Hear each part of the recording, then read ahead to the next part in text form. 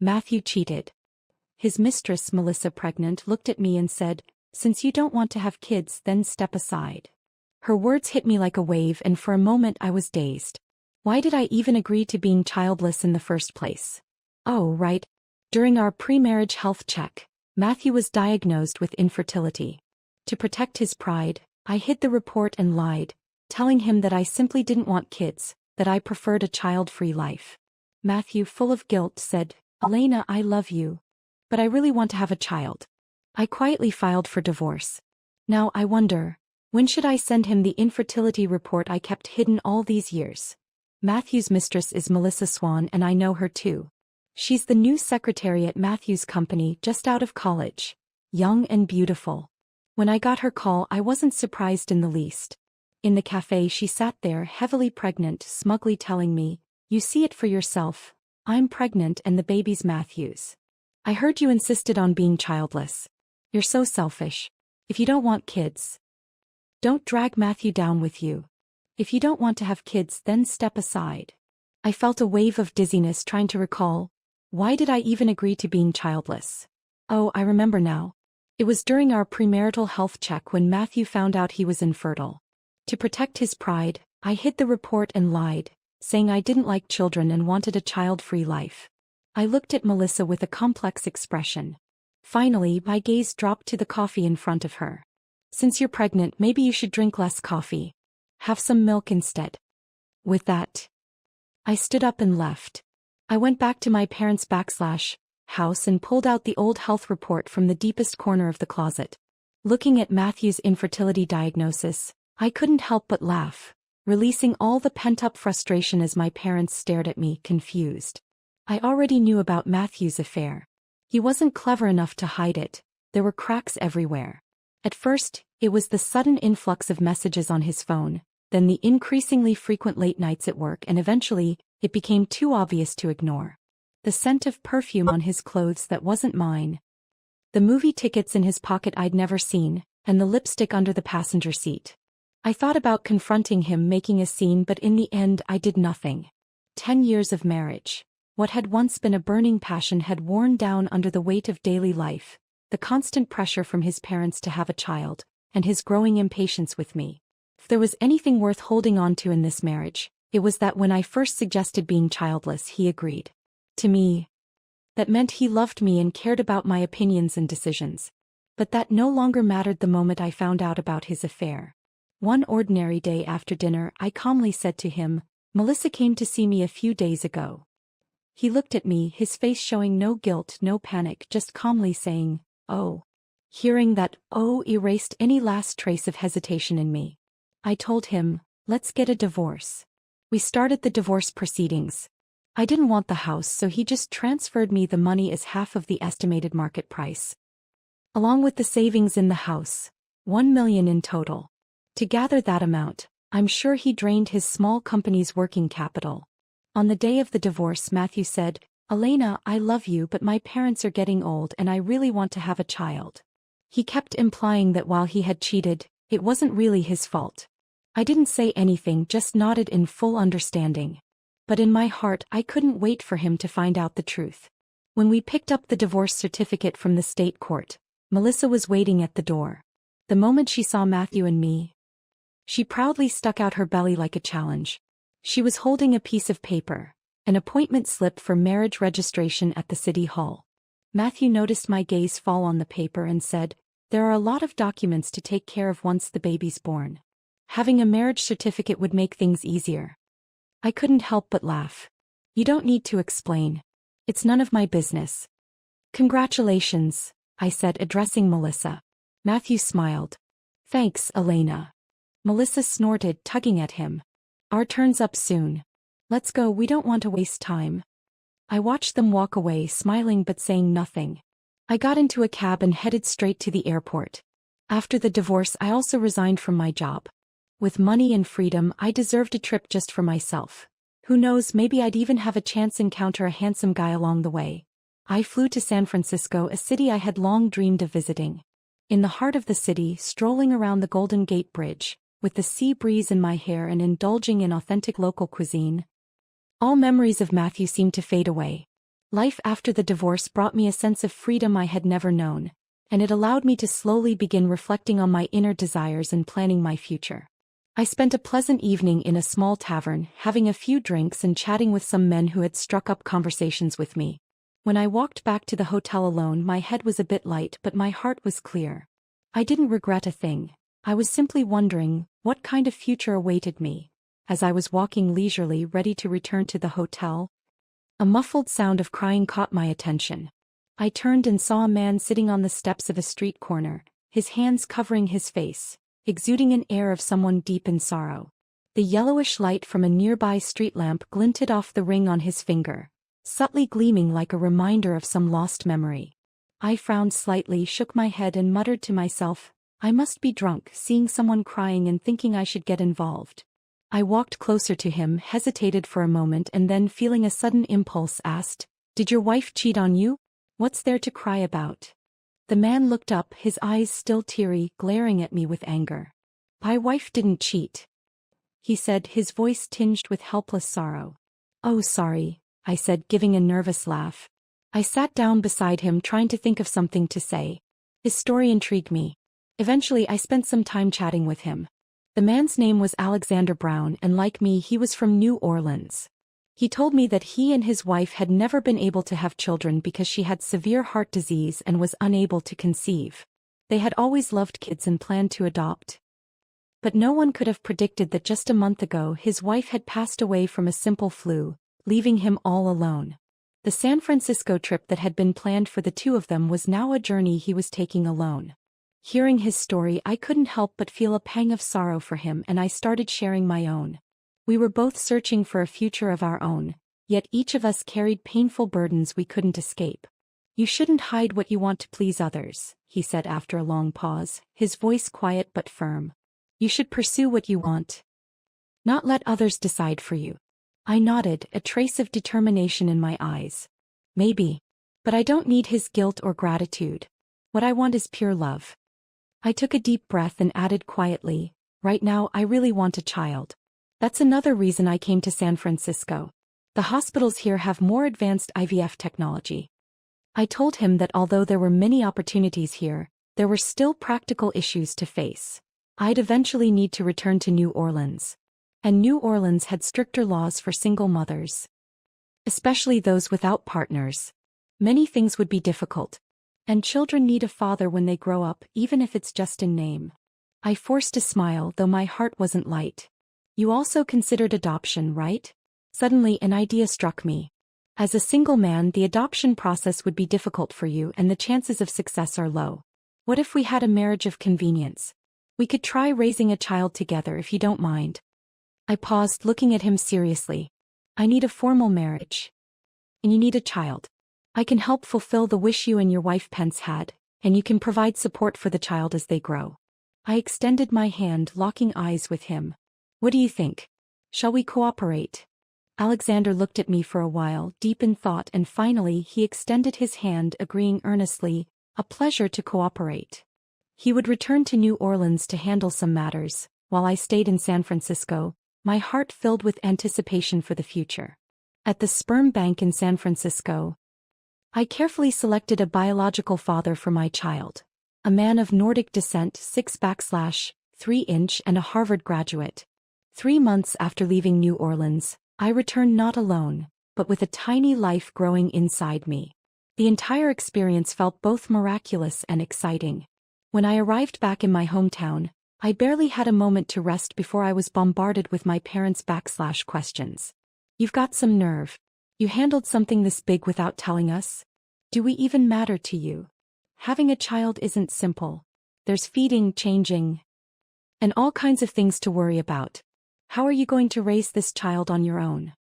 Matthew's a bastard, fine, you divorced him, but why let yourself go like this? Oh, he has a child now and you're going to have one too. I must have really lost my mind because when I heard that last comment, I blurted out without thinking, Matthew's child isn't his. My mom froze, her words stopped abruptly, then she shot me an incredulous look. Not his? What do you mean? Explain yourself, she pressed, her tone urgent. My dad, equally stunned, looked at me in disbelief. I had already let the secret slip, so there was no point hiding anything anymore. I told them about Matthew's infertility. His sperm count is 0. I asked the doctor. There's no cure. My mom's mouth opened and closed several times, but no words came out. Finally, she burst out laughing so hard she started crying. My dad joined in laughing as well. Good for him. Karma. When they finally stopped laughing, my mom asked, I heard that mistress of his is about to give birth. When are you going to tell Matthew? I gently rubbed my belly. No rush. We'll wait for the baby to be born. Let Matthew enjoy the experience of being a father. The deeper Matthew's connection with that child, the more powerful the impact of that infertility report would be. After returning home, my contact with Alexander became more frequent. After all, our agreed-upon marriage involved the birth registration of the child, legal paperwork, and a series of follow-up arrangements. Every time we met, we would go over some documents or discuss the next steps. And these interactions allowed me to gradually get to know him better. At first, we remained distant, operating purely as business partners. Our conversations were always rational and goal-oriented, much like colleagues working on a project. But as time passed, especially with the baby's birth drawing nearer, our interactions became more frequent. We started going out together to shop for baby supplies, attending parenting classes, and slowly the boundaries between us began to blur. The connection we had once purely formal seemed to shift, and we grew closer, both physically and emotionally. Alexander began taking on more responsibilities, and I realized he wasn't just a calm, rational partner. He was a man with a strong sense of responsibility and patience. His care for the unborn child and me made me feel an unexpected warmth inside. One evening, while we were organizing the baby's room, his hand accidentally brushed against mine. It was just a fleeting touch, but in that moment I felt an unexpected jolt. His gaze shifted too, and I could sense a subtle change. It was then that I realized, what I was feeling wasn't just the relationship of partners. It had evolved into something deeper, something beyond friendship and obligation. However, despite the growing connection, I still wasn't ready to fully embrace it. My past had left a lasting impact on me. Matthew had once given me countless illusions. I believed in his promises only to be met with disappointment time and again. Now I was afraid to dive into another emotional whirlwind, especially when things were starting to feel blurry. I wasn't ready to risk that kind of betrayal again. One day my mom casually remarked, "The way you and Alexander are now, it's not really like a marriage. Feels more like a partnership." She then tentatively asked, "He's a good guy. Since you're married, why not try to develop some feelings for him? Maybe you could build a life together." Her words struck a chord with me. Indeed, over the past few months, I had realized that Alexander wasn't just my partner by contract.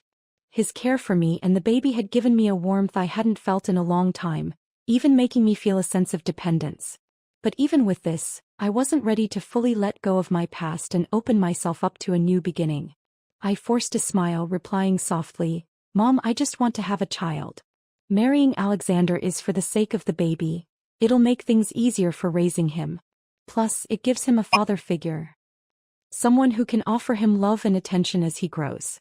So, don't think about anything else." My mom seemed a little disappointed but didn't press further. She just sighed quietly. On the other hand, my dad was more open-minded. He patted my shoulder and smiled. "From now on, our grandchild will be part of our family. Elena, you can stay with us as long as you like. As for Alexander, he'll just be like a close relative. Nothing wrong with that." I couldn't help but laugh and gave him a thumbs up. "Dad, you're brilliant." When I was 7 months pregnant, I went to the hospital for a routine checkup. After finishing all the tests, I never expected to run into Matthew in the hallway.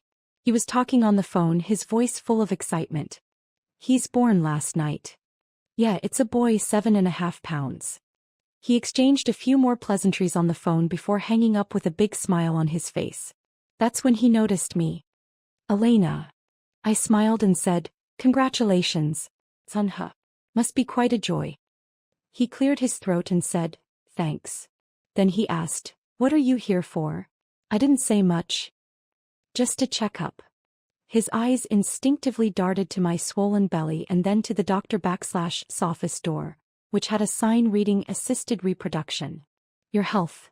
"Well, there's nothing wrong. Medical technology is so advanced these days, there are many ways to have children. When he said this, his gaze mixed with sympathy and pride. I almost burst out laughing.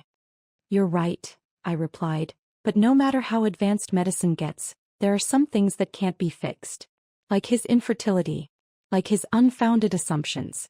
After 10 years of marriage, Matthew and I had many mutual friends in our social circle. Through them, I learned that Matthew threw a huge christening party for his son. The party favors for the guests were all luxury perfumes. On Instagram, many of our mutual friends posted photos from that day. Matthew's parents were beaming with joy, holding their long-awaited grandson who was chubby and rosy-cheeked, wearing an expensive bracelet from his grandparents. Melissa, still slim, was holding onto Matthew's arm. I couldn't help but feel a pang of envy. Youth is truly a gift. I hoped that after giving birth, I could bounce back as quickly as Melissa. I signed up for prenatal yoga. After class, I went shopping with a few other pregnant women. At the entrance of a maternity store, I ran into Matthew again. Is this the only maternity store in town? Thought to myself. He was stunned as he stared at my noticeably swollen belly and the bottle I was holding. His voice even cracked. You're pregnant. Then, as if remembering something, his face shifted from shock to joy and he quickly asked, How many months? Why didn't you tell me? I calmly responded, Matthew, we've been divorced for almost a year. I'm 8 months pregnant now, and this child has nothing to do with you. I rolled my eyes. I had told him before. His imagination was a sickness. He quickly realized the timeline didn't add up and his face turned awkward. But then it shifted to a deep shade of anger. He gritted his teeth and said, You moved on so fast, got married and had a baby just 2 months after our divorce? Elena, you're something else. I raised my voice. Matthew, on the day we divorced, you went and got a marriage certificate with your pregnant mistress. And now you're acting like the innocent victim. People around us immediately turned to gawk at him with curious eyes. His face went pale and he quickly left. Wow sis, you're a badass, a young guy whistled at me. I couldn't help but laugh, then strutted out of the mall like I had just won a victory. Since then, I never saw Matthew again. I spent my days happily focused on my pregnancy, living a life of peace and comfort. Meanwhile, my relationship with Alexander gradually grew deeper. We worked together to create a loving and warm home for the child who was about to arrive. Before every checkup, as my due date drew closer, Alexander always accompanied me. When we looked at the ultrasound and saw the baby moving with such energy, Alexander's face always lit up with a warm smile. And as I watched him looking at the baby, I couldn't help but think about why I chose this path in the first place. To give this child a happy home with both a loving father and mother. Though our relationship began out of necessity, I slowly realized that I could no longer ignore the subtle feelings growing between us. Every time he looked at me with tenderness, every time he was so considerate, I started to question whether I could still maintain that emotional distance and rationality I had worked so hard to uphold. Despite this, I carefully avoided allowing our feelings to progress further. The pain from my past still kept me on guard. I needed more time to observe, to feel, to make sure that this new emotion was worth letting go of all my past fears and pursuing true happiness. Even though I continually reminded myself not to overthink things, I couldn't help but notice that my relationship with Alexander was becoming more and more complicated. Every act of kindness he did for me and the baby, every simple smile, every exchange of glances, made my heart stir. I wanted to give myself more time to truly understand Alexander, to see if he could bring true stability and happiness to both me and the child. After all, my past pain had made me cautious, but maybe, through gradual connection and understanding, this new emotion could help me find the answers I was seeking. I was almost 9 months pregnant already. My dad was constantly flipping through books, coming up with dozens of names, but none of them seemed right. My mom had also started early on baby food recipes and was even taking online courses on parenting. Alexander was always by my side, doing everything he could to support me. After much anticipation from the whole family, the day finally arrived. I had been in labor all night, but just before dawn, I finally gave birth to my child. It was a boy, healthy and adorable. Holding him in my arms was an indescribable feeling of satisfaction. Alexander had prepared a beautiful gift for the baby, 2 delicate bracelets. He also gave our son a beautiful name, Benjamin, meaning a life of peace and prosperity. My mom, seeing me and Alexander sitting together with the baby in our arms, opened her mouth as if to say something but hesitated. Just as she was about to speak, Benjamin started crying and she was immediately distracted, her full attention focused on him. I pretended not to notice, though deep down I couldn't help but feel a sense of warmth and happiness I hadn't known in a long time. However, before I could fully enjoy this peaceful time, I heard news that Matthew and Melissa were on the verge of getting a divorce. Before I could even think about taking action, had Melissa's affair already been exposed. I reached out to a friend who had good relationships with both Matthew and me to inquire, and he told me, Melissa took kickbacks from a supplier. The goods she ordered were of poor quality, and the clients returned them. Matthew's going to lose over $1 million on this order, and he's so furious that he wants to divorce her and sever ties. But Melissa wants to keep the child, so she's threatening Matthew for a larger divorce settlement. This is far from over. I couldn't help but sneer at the news. These two really were a perfect match, calculating and tormenting each other. Benjamin was changing every day. Just yesterday he was a little baby who only knew how to eat and sleep, but today he was crawling around the house, getting into everything. He was so curious and energetic. I had made plans for the future. After the divorce, Matthew had given me $1 million, and even though Alexander insisted on helping cover many of my expenses for the IVF and baby supplies, I had still felt too conflicted to accept much from him. Most of the time I declined his offers, so by now I had already spent more than $200,000 of my savings. After discussing it with my parents, I used $500,000 to make a down payment on a new house. The rest of the money I invested in flexible financial products to handle future daily expenses. I also decided not to go back to work but instead used the connections I had built during my career to take on freelance translation projects. The flexible hours meant I could better take care of Benjamin and the household. By the time Benjamin turned 8 months old, he was already crawling around the house. Meanwhile, I heard that Matthew and Melissa still hadn't divorced, and that Melissa was pregnant with their second child. Hearing that news made me laugh. I had originally planned to wait for Matthew and Melissa's divorce to finalize, get the custody, and then send him the infertility report. But since they hadn't divorced yet, maybe it would be best to wait until the second child was born. I found out that after the kickback scandal, Melissa quit her job and became a full-time housewife. She spent her days at the spa and shopping, living an extravagant life. As for Matthew, he was working overtime day and night to make up for the loss caused by that order. It was really ironic. Fate had a funny way of turning things around. Karma wasn't slow, it just took its time. Benjamin changed every day. Just a short while ago he was a baby who only knew how to eat and sleep. Now he was a little troublemaker crawling all over the place. By the time he could stand for a few seconds and babble mama and Melissa's second child had already reached the 1-month mark. Matthew sent out the electronic invitations, not forgetting to include me. When I saw the date and venue in the email, I decided it was time to finish what I had started. On the day of the child's christening, I put on a new dress, did my makeup carefully, sprayed some perfume and brought a beautifully wrapped gift box tied with a ribbon. When I arrived, the atmosphere was just right. Matthew was holding his firstborn and Melissa was holding their second child, both posing for pictures. I scanned the room and recognized almost everyone there.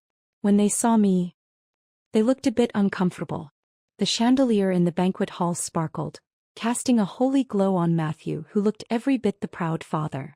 I watched the 1-year-old in his arms. The child was at that adorable age, and from Matthew's social media I could see how much he loved him. Seeing me staring at the child, Matthew instinctively adjusted his hold, turning the baby's back to me, almost as if afraid I would harm him. I smiled. With Melissa watching me warily, I walked up and handed the gift box to Matthew. "This is for you." He took it with confusion and was about to pass it to Melissa. I spoke up, "Matthew, you'd better open it now personally. You'll be in for a big surprise." I emphasized now and personally, making sure he understood how important this moment was. Matthew handed the baby over to his mom, who struggled to pull the child away, the little one clinging to him and making a fuss. He spent a long time trying to calm him down. Such a loving father. Finally he opened the box. Inside was an old, yellowed piece of paper. He took it out and unfolded it, his eyes scanning the contents.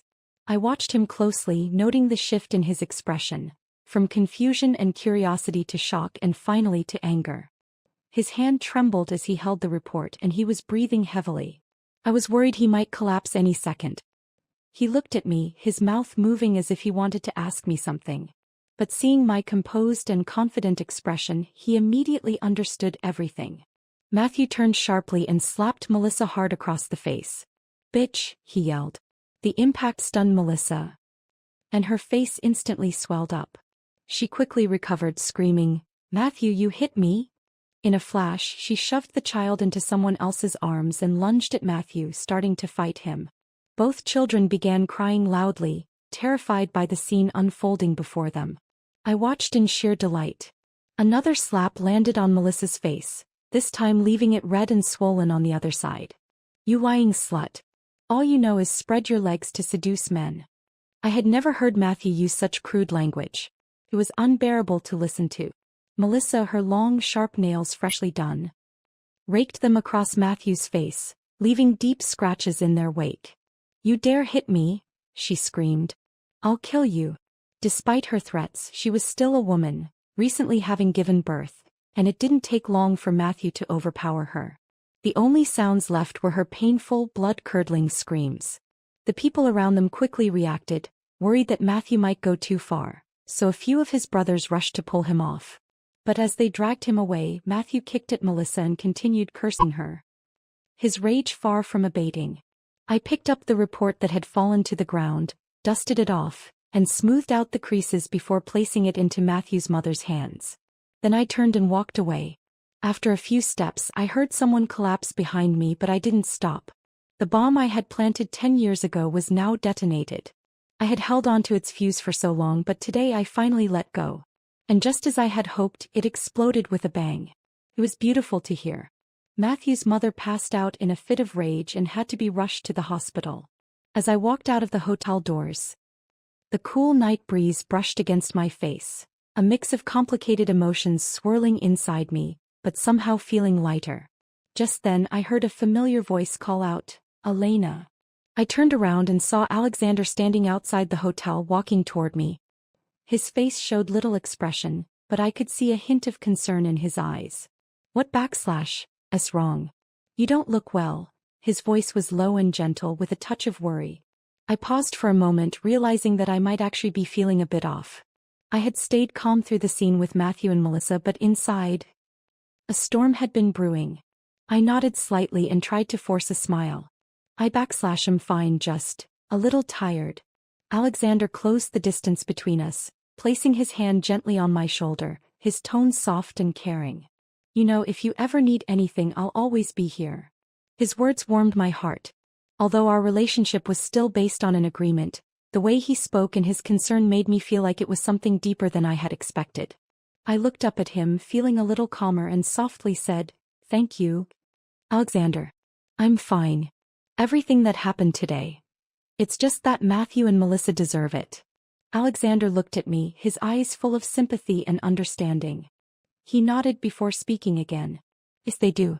But you don't have to let their mistakes weigh on you anymore. You already built a new life for yourself and Benjamin." He paused for a moment, then added, "No matter what happens, I'll be here taking care of you and Benjamin." I lowered my head, took a deep breath, and felt the warmth radiating from Alexander's presence. I knew this care was genuine. And for the first time I began to understand that our relationship was no longer just a formality. I gently hugged Alexander, feeling him freeze for a brief moment, then immediately wrap his arms around me. "Thank you, Alexander," I whispered. "I really appreciate it." He smiled softly, tightening his embrace just a little. The calmness and tenderness on his face made me feel even more at ease. "You don't need to thank me, Elena. Whatever the future holds, we'll face it together." I nodded, a sense of stability growing in my heart. Despite the scars from my past that made me afraid to fully open up again, in this new chapter of my life, maybe it was time to let go of my fears and embrace the future ahead. In the hotel, no one paid attention to Melissa, but the restaurant staff, fearing responsibility, called 911 and had her sent to the hospital. While Melissa was still lying in the hospital bed, she was forced to write a settlement agreement. Matthew was held for 5 days, but after posting bail he was released with only a warning. Is that it? My mom was furious. Melissa was seriously injured and they only kept him for 5 days? I wasn't angry at all. I had expected this. What else can they do? She wrote the settlement agreement, the bail was paid, and she doesn't even want a divorce. What can the police really do? That woman could cheat on Matthew, have his child, and now she's still trying to hold on to him. Why doesn't she show some backbone? Matthew, that jerk, deserves a few years in prison. My mom's expression was full of disbelief at how Melissa was handling things. I couldn't help but smile wryly. Melissa played her cards the way she did, but she didn't have the backbone to stand up for herself, surrounded by a family that only drained her, holding her back at every turn. The private investigator's report on her said that her family wasn't well off. After graduating from high school, Melissa attended a vocational school, with her family only covering tuition. She had worked hard to support herself through part-time jobs. After graduating, her beauty and youth landed her a job as a receptionist at Matthew's company, where she set her sights on him. Once Melissa hooked Matthew, her family, like flies to honey, quickly caught on and took advantage of her success. It was her parents who pressured her to accept kickbacks from suppliers to buy them a house. And this time, her father had forced her to write the settlement agreement after being hospitalized. But Matthew wasn't doing any better. The whole incident had caused a massive scandal. Everyone now knew he couldn't have children and was raising someone else's. Many people had started asking questions and seeking information from me. I wasn't surprised when I saw Matthew blocking my way downstairs. He glared at me, his voice full of venom. "Elena, you're really ruthless." His clothes were wrinkled, smelling of smoke and alcohol, his eyes darkened with fatigue. And stubble dotted his chin. He looked utterly drained, as if every ounce of energy had been drained from him. "You knew all along that the kids weren't mine. Why didn't you tell me sooner?" He growled in frustration. "Did you already hook up with your new lover? Just to be with your lover, you're really something. We were together for 10 years, Elena. Don't you have a heart? Is this how you repay me?" He was getting more and more worked up, veins bulging on his temples, his eyes bloodshot. I stepped back, putting some distance between us, then asked calmly, "Matthew, shouldn't I be happy? You cheated and I got my revenge. Is there something wrong with that? If it's revenge, then I'm going to make it as ruthless as possible.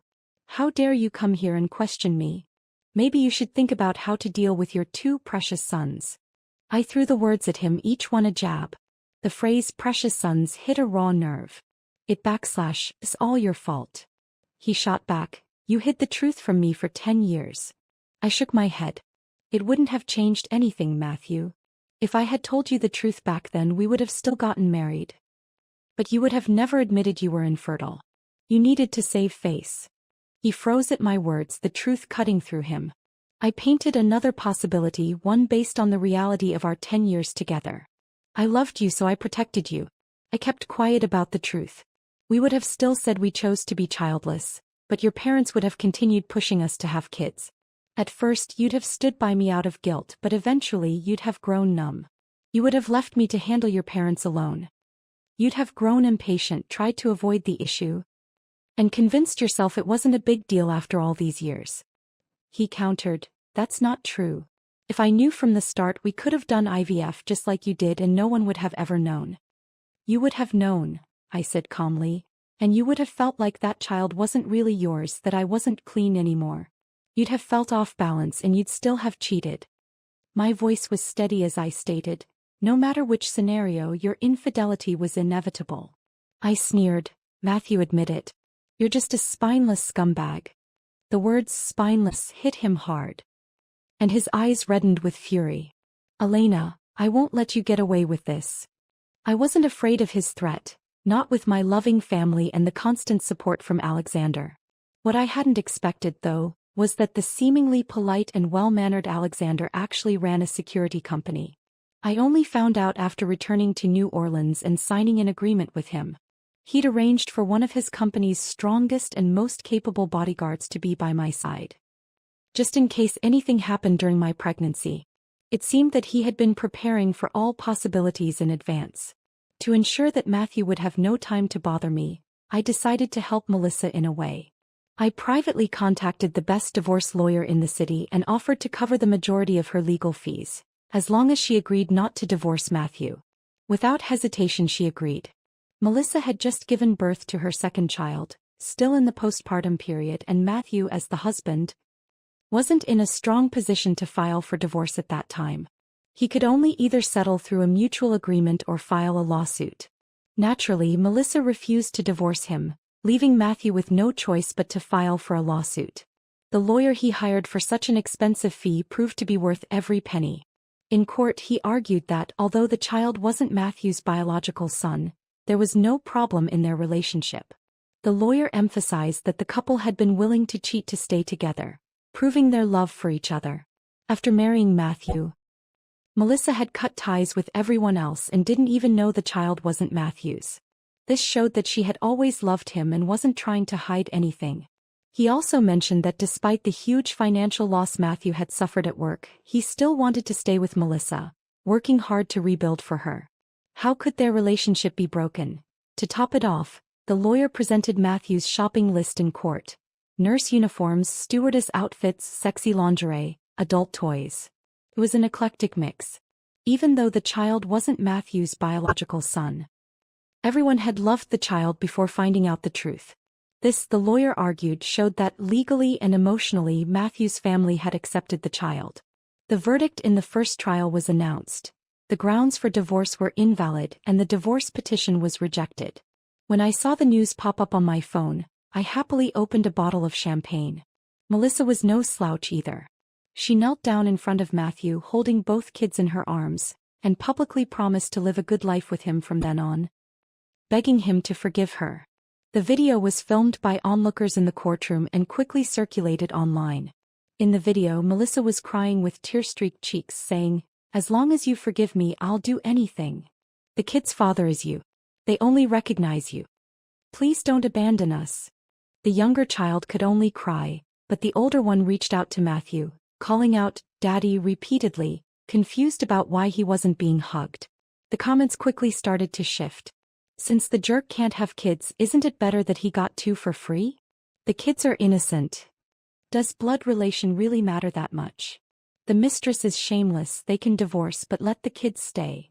I glanced at the comments before putting my phone down. My mom, however, was thoroughly engrossed. I had to admit Melissa's use of public opinion was a clever move. And in the shadows, I remained the one who set the stage for all of it, quietly claiming my success. As I watched Benjamin take his first unsteady steps, I felt a quiet joy I hadn't known I could experience. He was growing up so fast and Alexander was right there beside him, cheering him on like the proudest father in the world. I had never imagined that this quiet domestic happiness would become my reality. It was moments like this that made me realize how much my life had changed, not just in the way it looked but in the way I felt. What had started as a contract, a simple arrangement, had turned into something real. Something I didn't expect. Alexander had become more than just a partner. He was my family.